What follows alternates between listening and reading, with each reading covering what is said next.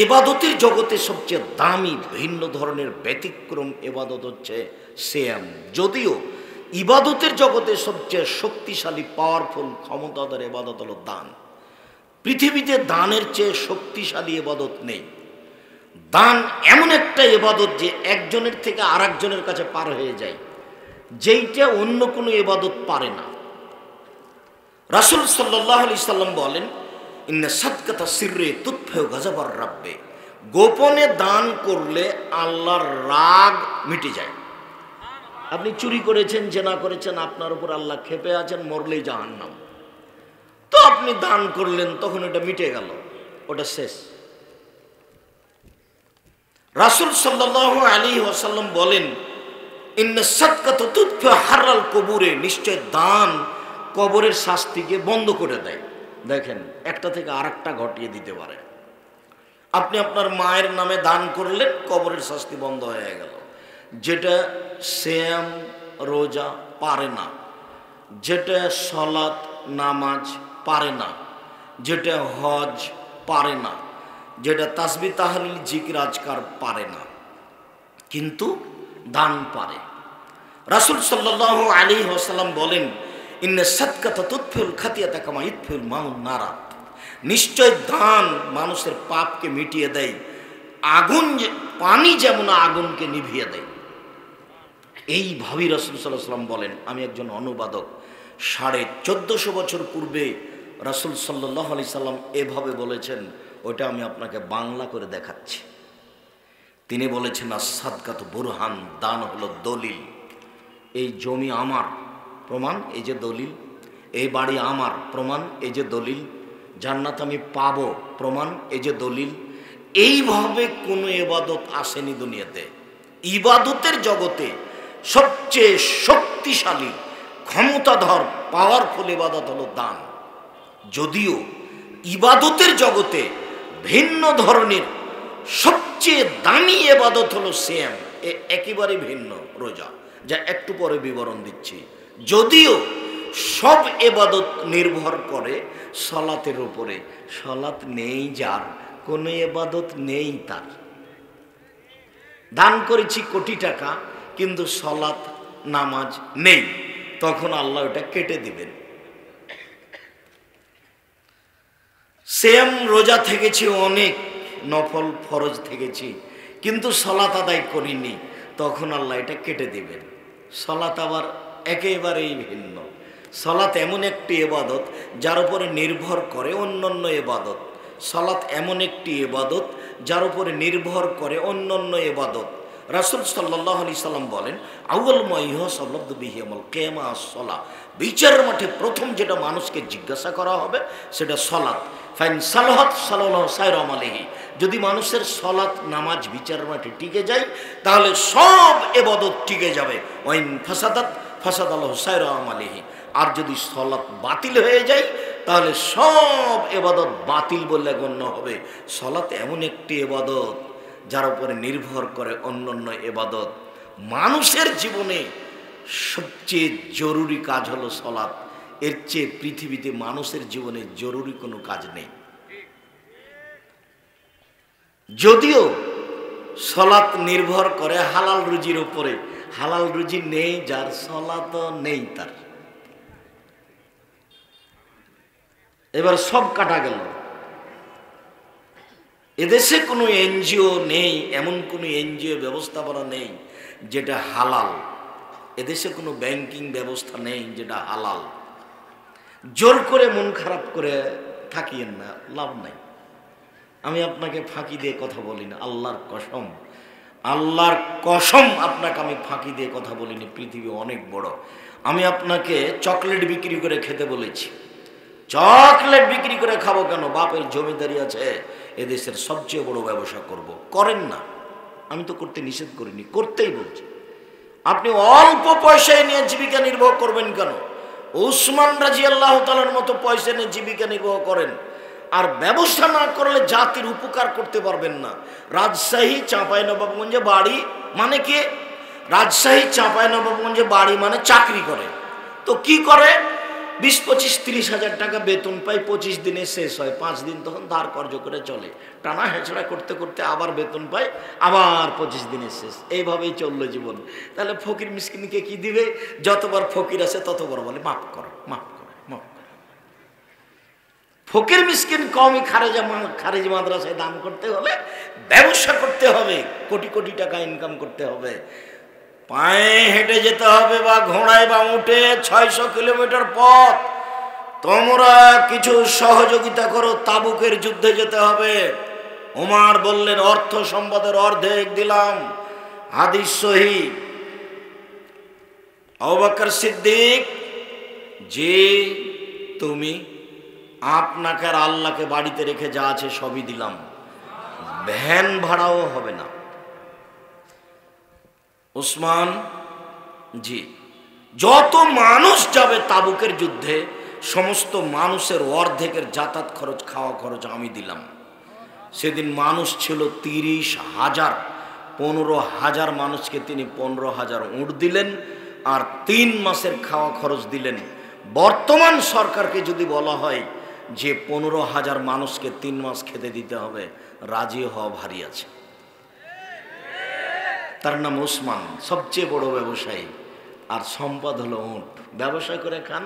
আল্লাহ রাসূল বলছেন যে তাজেরা সাদেকাল আমিন, বিশ্বস্ত সত্যবাদী ব্যবসায়ী বিচারের মাঠে নবীগণের সাথে থাকবেন। তিনি বলেন পৃথিবীর মানুষ শুনে রেখো, আর তিজারাত মাল কিদওয়াল হালাক, অনেক সময় ব্যবসা মিথ্যা কথায় হয়ে যায়, অনেক সময় ব্যবসাতে কসম চলে আসে। ফাসুবহু বিসাদকা, তোমরা দান খায়রাত করো তাহলে এটা মিটে যাবে। মিথ্যা কসম করেছো, বেখিয়ালে অজান্তে বা জানতেই তো দান খায়রাত করে, এটা মিটে যাবে। রাসূল সাল্লাল্লাহু আলাইহি সাল্লাম ব্যবসার খুব প্রশংসা করেছেন। পক্ষান্তরে জমি চাষ করলে বলেছেন, জমি চাষ করলে অন্তর শক্ত হয়ে যায়। হালাল রুজি উপার্জন করেন। মানুষের জীবনে 4টা জরুরি কাজ: 1 5 ওয়াক্ত সালাত, 2 হালাল রুজি, 3 কোরআন তেলাওয়াত, অন্তত সূরা ইখলাস 3 বার পড়লে 1 বার কোরআন মাজিদ পড়ার সমান নেকি। আপনি ব্যাগ ভর্তি করেন না নেকিতে, সমস্যা কোথায়? আপনি সারাদিনে 1 বার পড়েননি, আজকে মুখখান দিয়ে যে কত বদনাম করলেন আর কত যে কাকে ধমক মারলেন আর দলীয় দাপট দেখিয়ে জমি জায়গা কোর্ট কাচারি দখল করে নিলেন, তো এই ঘিনঘিনা মুখখানে একবার একটু ভালো কথা বলতে চাইলেন না? আল্লাহ রাসূল বলছেন সঙ্গী সাথী যে মানুষকে পিছন দিক থেকে ধাক্কা মেরে জাহান্নামে নিক্ষেপ করে কি তা বলতে পারো? সঙ্গী সাথী বলতে পারো? মানুষকে পিছন দিক থেকে ধাক্কা মেরে জাহান্নামে নিক্ষেপ করে কি সঙ্গী সাথী বলতে পারো? মানুষকে পিছন দিক থেকে ধাক্কা মেরে জাহান্নামে নিক্ষেপ করে কি, এ কথা বলতে বলতে বলছেন জিভা মানুষকে পিছন দিক থেকে ধাক্কা মেরে জাহান্নামে নিক্ষেপ করে। আপনাকে আমি বলেছি 2 জন যেখানে বসে আছে সেখানে বসবেন না, অনুরোধ, আপনি বসবেন না, অনুরোধ রক্ষা করুন। দোকানে বসে, দোকানে টিভি আছে, ল্যাংটা মেয়ে নাচে, এই ল্যাংটা মেয়েকে দেখে চক্ষু ঠান্ডা করে কলিজা ঠান্ডা করে জান্নাত কিনবেন এ আশা করিয়েন না, ভুল সিদ্ধান্ত। জান্নাতের মেয়ে অত সহজ নয়, জান্নাতের মেয়ে বাইরে থাকে না। আল্লাহ তাআলা চ্যালেঞ্জ দিয়ে বলেছেন লাম ইয়াতমিসুন্না ইনসুন কাবলাহুম ওয়ালা জান, ওরা এত দামি, ওরা এত দামি, জান্নাতের মেয়েরা এত দামি, পৃথিবীর কোনো জিন কোনো মানুষ তাদের স্পর্শ করেনি, তাদের দেখেও নি। ওরা ঢাকা আছে, মহিলারা যত বেশি ঢাকা থাকে তত দামি। ওটা আল্লাহর নবীও বলেছেন, ওটা আল্লাহ বলছেন।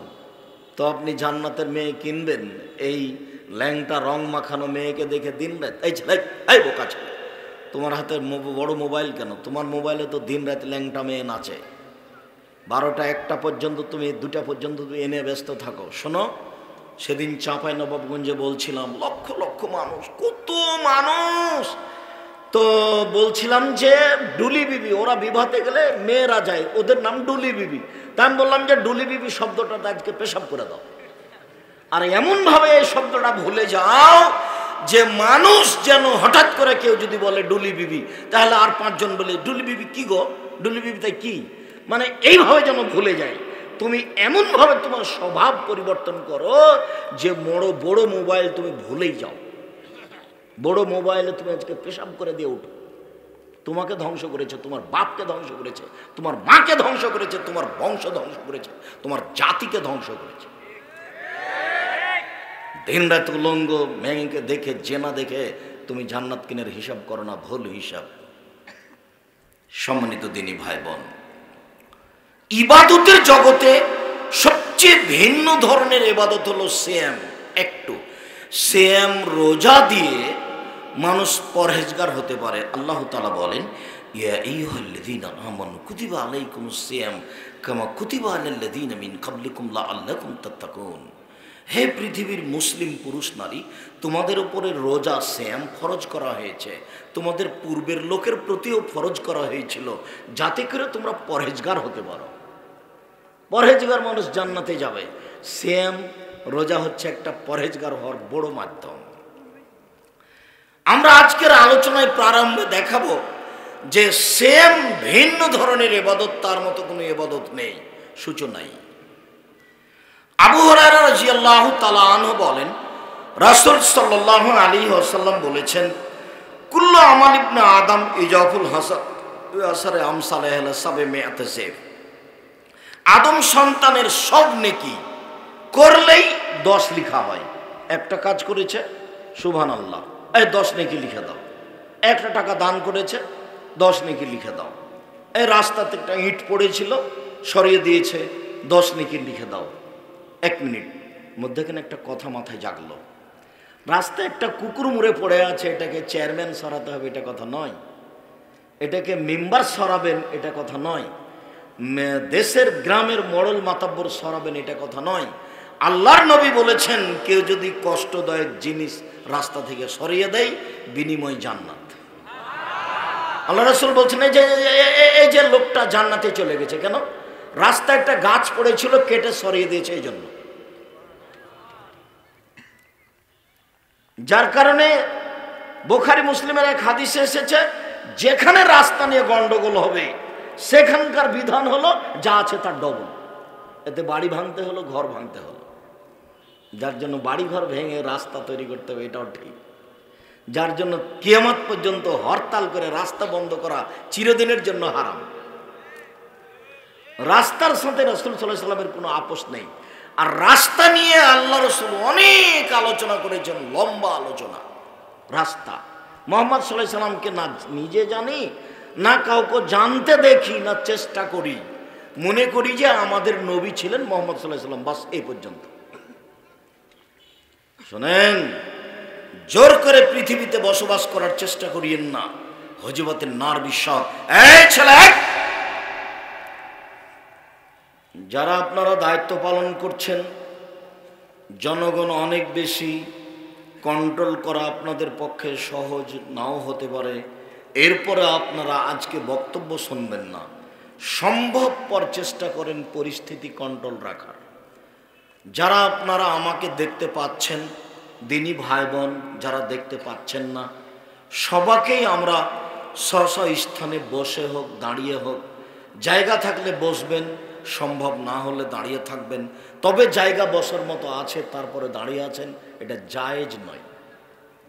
আমি সূচনায় এই কথা বলিনি এই জন্য যে আপনাদের জায়গার তুলনায় উপস্থিতি অনেক বেশি হয়তো বা, যার কারণে ওই কথা না বলে আমি আমার আলোচনায় আছি। আপনারা দিনী ভাই বোন যারা যেখানে আছেন, আমাকে দেখতে পান আর না পান, এমনভাবে এক পায়ে দাঁড়িয়ে এমনভাবে বসে আলোচনা শুনুন যাতে করে পাখি মনে করে আপনি পাথর। কোথাও থেকে কোনো শব্দ বলে মানুষের সহযোগিতা করার চেষ্টা করবেন না, হাতের ইশারা করে মানুষকে সহযোগিতা করার চেষ্টা করবেন, বসার জন্য অনুরোধ করবেন। আপনার বিরক্তির আগেই আমরা আলোচনা শেষ করব ইনশাআল্লাহ। কাজে আপনি দয়া করে আমাদেরকে কোনো কাজ দেখায়েন না যে আমি এই কাজটা করে আসি, একটু চা খেয়ে আসি। আর এখন আপনি চা খেতে যাবেন কেন? এটা কোন স্বভাব? এমনি তো আমি দোকানে আড্ডা পিটতে আপনাকে কঠিনভাবে নিষেধ করলাম। আমি তো চাচ্ছি যে জীবনে আর কোনোদিন আপনি দোকানে আড্ডা পিটবেন না। আপনি যে দোকানে বসে গল্প করছেন, তো একজন বলছে যে অমুক খারাপ, তখন আপনি বলে ফেলেন হ্যাঁ ঠিকই বলেছি, যে আসলেই খারাপ। আপনি জান্নাত জানতো, এখন দেখি তাহাজ্জুদ পড়ে। ওর হাত ধরে ক্ষমা না নাইলে আর ক্ষমা হবে না। এটা বিচারের মাঠে নেকি দিয়ে বুঝিয়ে দিতে হবে। তাহাজ্জুদ পড়েছেন, হজ করেছেন, যা করেছেন বিচারের মাঠে ওকে দিয়ে খালি জাহান্নামে চলে যেতে হবে। ব্যাগটা খালি করে ওকে দিয়ে চলে যেতে হবে। এর নাম বদনাম, সাবধান। সম্মানিত দিনী ভাই বোন, বলছিলাম আদম সন্তানের প্রত্যেক নেকিকে 10 লিখা হয়, বাড়াতে বাড়াতে আরো 700। তবে সব নেকিকেই আল্লাহ ফেরেশতা লিখতে বলেন, ফেরেশতাকে লিখতে বলেন। সুবহানাল্লাহ বলেছেন, এই ফেরেশতা নেকি লিখে দাও। দান করেছেন, এই ফেরেশতা সালাত আদায় করেছেন, এই ফেরেশতা নেকি লিখে দাও। কাল আল্লাহ তাআলা, আল্লাহ তাআলা বলছেন, ইল্লা সম, তবে সেম ফাইনালি সেম আমার ব্যাপার, ওয়ানা আজিজেহি, প্রতিদান আমি দিব। সেমের কোনো নেকি এরকম নেই, সেম পালন করে 10-20 নেকি পাবেন এরকম নেই। সেমের কোনো নির্ধারিত নেকি নেই। রোজা থাকলে যে আপনি 5, 10, 5, 500, 200 নেকি পাবেন এরকম নয়। সেমের প্রতিদান এরকম নেই। আল্লাহ তাআলা বলেন সেম আমার ব্যাপার, প্রতিদান আমি দিব। কি দিবেন? জান্নাত দিবেন। উনি তো জান্নাত দেওয়ার জন্য প্রস্তুত করেছেন। হাদিসে কুদসি আবু হুরায়রা রাদিয়াল্লাহু তাআলা আনহু বলেন, রাসূল সাল্লাল্লাহু আলাইহি সাল্লাম বলেছেন, আল্লাহ তাআলা বলেন, আদাতু লিবাদিয়াস সালিহিনা, আমি আল্লাহ ভালো দাস দাসী পুরুষ নারী, সৎ পুরুষ নারীর জন্য এমন জান্নাত তৈরি করেছি, এমন উন্নত মানের পদার্থ দিয়ে আমি জান্নাত তৈরি করেছি, জান্নাতে এমন ব্যবস্থাপনা আমি দিয়েছি, মা সামিয়াত অজনুন, কান কোনোদিন শোনেনি, আমার আতায়নুন, চোখ কোনোদিন দেখেনি, অমা খাতারা বেকালবে বাসার, মানুষের অন্তর কোনোদিন ভাবতে পারেনি জান্নাত থাকা খাওয়ার জায়গা এত উন্নত মানের হতে পারে। মানুষ দেখেছে আগ্রার তাজমহল, মানুষ দেখেছে ইরাকের ব্যাবিলনের ঘণ্টা, মানুষ দেখেছে কলিকাতার হাওড়ার ব্রিজ, মানুষ দেখছে ফ্যাক্স মেশিন, মোবাইল, আরো কিছু। এর পরেও জান্নাত এর চেয়ে ভিন্ন, যেটা মানুষ ভাবতে পারে না থাকা খাওয়ার ব্যবস্থা এত উন্নত মানের হতে পারে। আল্লাহ তাআলা বলেন, আমি মানুষের থাকা খাওয়ার জন্য জান্নাত প্রস্তুত করে রেখেছি আমার ভালো পুরুষ নারীর জন্য। তারা যদি সিয়াম পালন করে আমি এইটা দিয়ে দিব। আপনি সুবহানাল্লাহ বললে নেকি পাবেন, 5, 10, 50, 100 পাতা ভর্তি পাবেন। আপনি হজ করলেন নেকি পাবেন, অনেক নেকি পাবেন। আপনি কোরআন মাজিদ পড়লেন, অনেক নেকি পাবেন। আপনি সূরা ইখলাস 3 বার পড়লেন, একবার কোরআন মাজিদ পড়ার নেকি পেয়ে গেলেন, অনেক নেকি। সব নেকি আল্লাহ ফেরেশতাকে লিখতে বলবেন। কিন্তু আপনি যদি সিয়াম রোজা থাকেন, এই নেকি আল্লাহ কাউকে লিখতে বলবেন না। আপনাকে আমি বোঝাতে অক্ষম সিয়াম কি জিনিস। ইবাদতের জগতে সবচেয়ে ভিন্ন ধরনের ব্যতিক্রম দামি ইবাদত হলো সিয়াম। আব্দুল্লাহ ইবনে আমর রাদিয়াল্লাহু তাআলা আনহু বলেন, রাসূল সাল্লাল্লাহু আলাইহি ওয়াসাল্লাম বলেছেন, আসিয়াম ওয়াল কোরআন ইয়াসফানিল আবদি ইয়াউমাল কিয়ামা, বিচারের মাঠে সিয়াম এবং কোরআন আপনার পক্ষে কথা বলবে। পক্ষে কথা বলাটা অনেক বড় সুবিধা। তাহেরপুরের একটা ভ্যান চালক রাজশাহী শহরে গেছে, তো এদিকের ভ্যান ওদিকে ঢোকা নিষেধ হয়তো বা, তখন পুলিশ ধরে ওকে পিটাচ্ছে। তো তাহেরপুরে সে একটা সুপরিচিত মানুষ গাড়ি নিয়ে যাচ্ছিল, আমাদের গ্রামের ছেলেটাকে পিটাচ্ছে। তো গাড়ি থেকে নেমে কি হয়েছে, তো পুলিশ বলছে, স্যার স্যার এ আমাদের এলাকা, উল্টা এলাকায় এসেছে, এর জন্য পিটাচ্ছি, আর ছেড়ে দাও। তো হাতে ছেড়ে দিল। তো এই লোকটা তার জন্য কত উপকারী ও কি বুঝতে পেরেছে? তার মানে ওর পক্ষে কথা বলাটা তার জন্য কত সুবিধা। তো দুনিয়াতে যদি এত সুবিধা হয়, বিচারের মাঠে যে আমার পক্ষে কথা বলবে সে আমার কত সুবিধা। আপনাকে আমি কি দিয়ে বুঝাই, ও আমার কত বড় জিনিস। যেসব জিনিসগুলি আপনার পক্ষে কথা বলবে তার একটি গুরুত্বপূর্ণ জিনিস হচ্ছে সিয়াম, তার একটি গুরুত্বপূর্ণ জিনিস হচ্ছে কোরআন, কোরআন মাজিদ আপনার পক্ষে কথা বলবে। তার একটি গুরুত্বপূর্ণ জিনিস হচ্ছে আঙ্গুলে তাসবিহ গণনা করা, আঙ্গুল আপনার পক্ষে কথা বলবে, তবে তাসবিহ দানা বলবে না। যদি আপনার তাসবিহ দানা 1000 দানার হয় তবু হাজার দানার তাসবি আছে হাতে, আবার মেশিনে তাসবি, সুবহানাল্লাহ, মেশিন টিপে দিল। মুহাম্মদ সাল্লাল্লাহু আলাইহি সাল্লামকে অপমান করা। আল্লাহর নবী বলেছেন আঙ্গুলে তাসবি গণনা করতে হবে। সুবহানাল্লাহ, আলহামদুলিল্লাহ, আঙ্গুল বিচারের মাঠে কথা বলবে, আল্লাহ আমার মাধ্যমে তাসবি গণনা করেছে, তুমি একে মাফ করে দাও। বিচারের মাঠে আপনার পক্ষে কথা বলবো ওইসব ছেলে মেয়ে যেগুলো যুবক হওয়ার আগে মারা গেছে। যার জন্য বেশি ছেলে মেয়ে নেবেন, সিদ্ধান্ত বাতিল। মাত্র একটা ছেলে একটা মেয়ে, সিদ্ধান্ত বাতিল, আজ থেকে চিরদিনের জন্য বাতিল। ছেলে মেয়ে 5-10টা হলে 2-1টা মারা যাবে, আর ছেলেই আপনার মাত্র 2টা, কয়টা মরে কয়টা থাকে, এই হিসাবই বাতিল। এমন শক্তভাবে ছেলে মেয়ে দাঁড়াবে বিচারের মাঠে, যারা বাল্য অবস্থায় মারা গেছে, যতক্ষণ পর্যন্ত আপনার ব্যাপারে জান্নাত ঘোষণা না হয়েছে ততক্ষণ পর্যন্ত তর্ক বিতর্ক চালিয়ে যাবে আপনার ছেলে আল্লাহর সামনে। এ কথা আমি বলিনি, এ কথা মুহাম্মদ সাল্লাল্লাহু আলাইহি সাল্লাম বলেছেন। অতএব এত বড় সুবিধা নিলে ছেলে মেয়ে বেশি নিতে হবে। 8-10টা ছেলে মেয়ে হবে, তার মধ্যে 2টা-1টা মারা যাবে। যেমন আপনারা 10-12 ভাই বোন, তার মধ্যে 7টা আছেন, 5টাই মারা গেছে, 8টা আছেন, বাকি মারা গেছে। এরপরে আপনার মা আজও রান্না করে দিতে পারে, আপনার স্ত্রী পারে না, ফকির মিসকিনকে। রাসূল সাল্লাল্লাহু আলাইহি ওয়াসাল্লাম বলেন, সেম বিচারের মাঠে বলবে, রব্বি মানাতুত্তামা শাওয়াত বিন নাহারে ফাসাফাইনি ফিহে, প্রতিপালক আমি একে দিনে খেতে দিনি, একে আমি প্রবৃত্তি অনুযায়ী চলতে দিনি, একে আমি দিনে খেতে দিনি, একে আমি প্রবৃত্তি অনুযায়ী দিনে চলতে দিনি, আমার সুপারিশ তুমি শোনো, একে জান্নাতে দাও। ফয়সাফানে কথা মেনে নেওয়া হবে।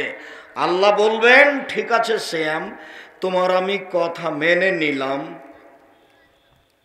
অতএব এ লোক জান্নাতে যাক, যাও।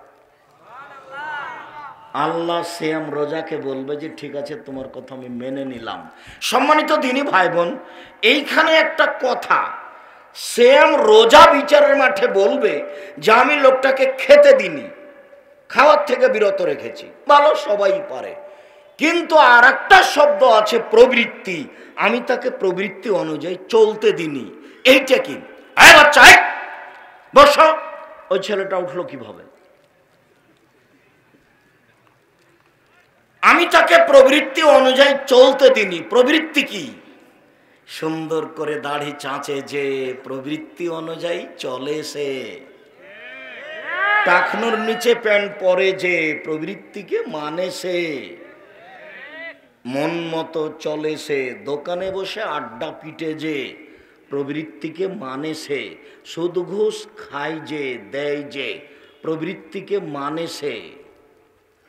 দাঙ্গাবাজি করে, জুলুমবাজি করে, ক্ষমতা দেখিয়ে, দাপট দেখিয়ে জমি দখল করে, গরিব মানুষকে তুলে দেয় তার ঘর বাড়ি থেকে, এরকম করে যে, প্রবৃত্তি অনুযায়ী চলে সে।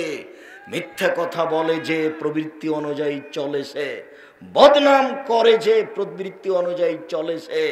মিথ্যা সাক্ষী দেয় যে, বলছে যে আমি 2 চোখে মারতে দেখেছি, অথচ ও ছিলই না। প্রবৃত্তি অনুযায়ী চলে সে, প্রবৃত্তি অনুযায়ী চলে যে, জাহান্নামে যাবে সে। তার পক্ষে শ্যাম কথা বলবে না। নগ্ন পোশাকে যেসব মহিলারা চলে, তারা প্রবৃত্তি অনুযায়ী চলে, তাদের পক্ষে শ্যাম কথা বলবে না। তারা শ্যাম থাকে না, তারা রোজা থাকে। রোজা মানে উপবাস থাকা। গালি দিলেই কি, নগ্ন থাকলেই কি, মাথায় কাপড় দিলেই কি আর না দিলেই কি, ছোট ব্লাউজ পরলেই কি আর না পরলেই কি, ওর স্বামীও কাপুরুষ, ওর বেটারাও কাপুরুষ, কারো গায়ে ইসলামিক কোনো আত্মমর্যাদা নেই। বুঝে না ওরা, চোখ অন্তর আছে বুঝে না, দেখেও দেখে না ওরা, চক্ষু আছে দেখে না, শোনেও শোনে না ওরা, কান আছে শোনে না। উলাইকা কালানাম, তারা পশু প্রাণীর মতো, তারা গরু ছাগলের মতো, তারা কুকুর শৃগালের মতো, বালহুম আজাল, বরং তার চেয়ে খারাপ। এ কথা আল্লাহ বলছে। তার মানে আপনার স্ত্রীর রাস্তাঘাটে নগ্ন পোশাকে চলে, আপনাকে খারাপ লাগে না, আপনার বিবেচনা আছে বললে কে বলেছে? আপনার বিবেচনা আছে কে বলেছে? বল হিসাব। আল্লাহ বলছেন আপনি পশু প্রাণীর মতো, আপনি গরু ছাগলের মতো, আপনি কুকুর চিড়িগুলোর মতো। আমি বলিনি এ কথা, আল্লাহ বলছেন। আমার উপরে রাগ করে কোনো লাভ নেই, কথা আমাকে ফিরিয়ে নিতে হবে না ইনশাআল্লাহ। তবে আমি মানুষ, আমি ভুলের ঊর্ধ্বে নই। সম্মানিত দ্বীনি ভাই বোন, আবু হুরায়রা রাদিয়াল্লাহু তাআলা আনহু বলেন, রাসূল সাল্লাল্লাহু আলাইহি সাল্লাম বলেছেন, হজবাতুন নার বিশাওয়াত হজবাতুল জান্নাত বিল মাকারিহ। মনের ইচ্ছা দ্বারা জাহান্নাম ঘেরা আছে, নিয়ম নীতি কষ্ট ক্লেশ ত্যাগ তিতিক্ষা দ্বারা জান্নাত ঘেরা আছে। জান্নাত পাওয়া বড় টপ ব্যাপার, অনেক কষ্ট ক্লেশ করতে হবে জান্নাত পেতে হলে। জাহান্নাম সহজেই পাওয়া যায়। আল্লাহ রাসূল বলছেন, প্রবৃত্তি দ্বারা মনের ইচ্ছা দ্বারা জাহান্নাম ঘেরা আছে। মন মতো চলে যে জাহান্নামে যাবে সে, মন মতো চলে যে জাহান্নামে যাবে সে, ইচ্ছা মতো চলে যে জাহান্নামে যাবে সে। কোনোদিন বুঝতে পারলাম না যে আমরা কারাগারে আছি, অথচ আল্লাহ রাসূল বলছেন, আর দুনিয়া সিজনুল লিল মুমিন ওয়া জান্নাতুল লিল কাফির। মুমিন হচ্ছে, পৃথিবী হচ্ছে মুমিনের জন্য কারাগার। কই বুঝতে পারলাম না। রাজশাহী কারাগারে আমার আব্বা আছেন, তো দেখতে যেতে পারি না ইচ্ছে মতো। দিন নির্ধারণ করে যাই, দরখাস্ত লিখতে হয়, লোহার প্রাচীর করা আছে, ওই দিকে আব্বা দাঁড়িয়ে থাকে, এই দিকে আমি দাঁড়িয়ে থাকি, তাই দূর থেকে কথা হয়, তার নাম কারাগার। স্ত্রীর সাথে একটু কথা বলতে পারে না, হাতের সাথে হাত মিলাতে পারে না, তার নাম কারাগার। ভাইয়ের সাথে একটু সাদ করে কথা বলতে পারে না, তার নাম কারাগার। আমরা দুনিয়ার কারাগার তো ঠিকই বুঝলাম, কিন্তু আল্লাহর নবী বলছেন মুমিনের জন্য পৃথিবী কারাগার, তা তো বুঝতে পারলাম না কিভাবে কারাগার। আব্দুল আজিজ সাহেব, এটা একটু বুঝিয়ে বলেন তো, দু একটা বাক্য। আমরা তো বুঝতে পারি না এটা কিভাবে কারাগার। কেন কিভাবে কারাগার বুঝতে পারছেন না? আপনার নিজের টাকা দিয়ে জুতা কিনা আছে, নিজের টাকা দিয়ে জুতা আপনার, আপনি ইচ্ছে মতো পরতে পারবেন না, তার নাম কারাগার। কিভাবে পরতে হবে বলেন তো? ডান পায়েরটা আগে দিতে হবে, খুলতে পারবেন না। জুতা আপনার, পাও আপনার, কিন্তু আপনি ইচ্ছে মতো খুলতে পারবেন না। কোন পায়েরটা আগে খুলতে হবে? এই দেখেন কারাগার। বাড়ি আপনার, ঘর আপনার, বিছনা আপনার, দামি চাদর বিছানো আছে, বউ পাশে বসে আছে, আপনি ইচ্ছা মতো শুইতে পারবেন না, তার নাম কারাগার। শুইতে হলে কি বলতে হবে? আলহামদুলিল্লাহিল্লাযী আহয়ানা আল্লাহুম্মা বিইসমিকা আমুতু ওয়া আহয়া। বিছনা আপনার, ঘর আপনার, আপনি ইচ্ছে মতো ঘুম থেকে উঠতে পারবেন না। কি করতে হবে? আলহামদুলিল্লাহিল্লাযী আহয়ানা বা'দা মা আমাতানা ওয়া ইলাইহিন নুশুর। স্ত্রী আপনার, মোহর দিয়েছেন আপনি, আপনার শ্বশুর উপস্থিত ছিল। আব্দুর রাজ্জাক সাহেব বলেছেন, বাপ না থাকলে বিবাহ বাতিল, কোর্টের বিবাহ বাতিল, কোর্টের বিবাহ বাতিল, কোর্টের বিবাহ বাতিল। আল্লাহর নবী বলেন, যে কোনো মহিলা নিজে নিজে বিবাহ বসবে, সেই বিবাহ বাতিল, সেই বিবাহ বাতিল, সেই বিবাহ বাতিল। বাপ ছিল বিবাহতে, জনগণ ছিল বিবাহতে। বৈধ বউ নিয়ে এসেছি, আমি বইয়ের সাথে মিলনে যেতে পারবো না, আমার ইচ্ছায় আমাকে যেতে হবে, মুহাম্মদ সাল্লাল্লাহু আলাইহি সাল্লামের ইচ্ছায়। কেন? আমি কারাগারে আছি, আমার ইচ্ছা চলে না। আমাকে বলতে হবে বিসমিল্লাহি আল্লাহুম্মা জান্নিবনা শায়তান ওয়া জান্নিবি শায়তান মা রাযাকতানা, তাছাড়া আমি যেতে পারি না। মানুষ যায়, যে মানুষ হুঁচলা, সেই জন্য যায়। বিবেচনা করা প্রয়োজন মনে করে না, ধর্মের দাম দেওয়া প্রয়োজন মনে করে না। আমি আর আপনি এমনি বেঁচে আছি পশু প্রাণীর মতো। একটু আগে যেটা শুনলাম, বুঝেও বুঝে না ওরা, অন্তর আছে বুঝে না, দেখেও দেখে না ওরা, চক্ষু আছে দেখে না, শোনেও শোনে না ওরা, কান আছে শোনে না। কান ছিল শোনা দরকার, চক্ষু ছিল দেখা দরকার, অন্তর ছিল বুঝা দরকার। তো বলছে বুঝবে না কেন? ও পশু প্রাণীর মতো থাকবে। হজবাতিন নার বিশাওয়াত, মনের ইচ্ছা দ্বারা জাহান্নাম ঘেরা আছে। ত্যাগ তিতিক্ষা নিয়ম নীতি কষ্ট ক্লেশ দ্বারা জান্নাত ঘেরা আছে। জান্নাত সহজ নয়। সম্মানিত দ্বীনি ভাই বোন, আমি আপনাদেরকে জান্নাত যেহেতু মানুষের জন্য আল্লাহ সৃষ্টি করেছেন, জান্নাত যেহেতু আমাদের জন্য সৃষ্টি করেছেন, অতএব আমাদেরকে জান্নাত নিতেই হবে যে কোনো মূল্যে। জীবন বাজি রেখে জান্নাত দখলের জন্য প্রাণপণে চেষ্টা চালিয়ে যাবো ইনশাল্লাহ। বাড়ি গাড়ি জমি জায়গা অর্থ সম্পদ আত্মীয় স্বজন সব বিলীন করে দিতে পারি, কিন্তু জান্নাত দখল করব না এই সিদ্ধান্ত আমরা নিতে পারি না। জান্নাত দখল করবই যে কোনো মূল্যে, যেহেতু আমাদের জন্যই তৈরি করা হয়েছে, যেতেই হবে।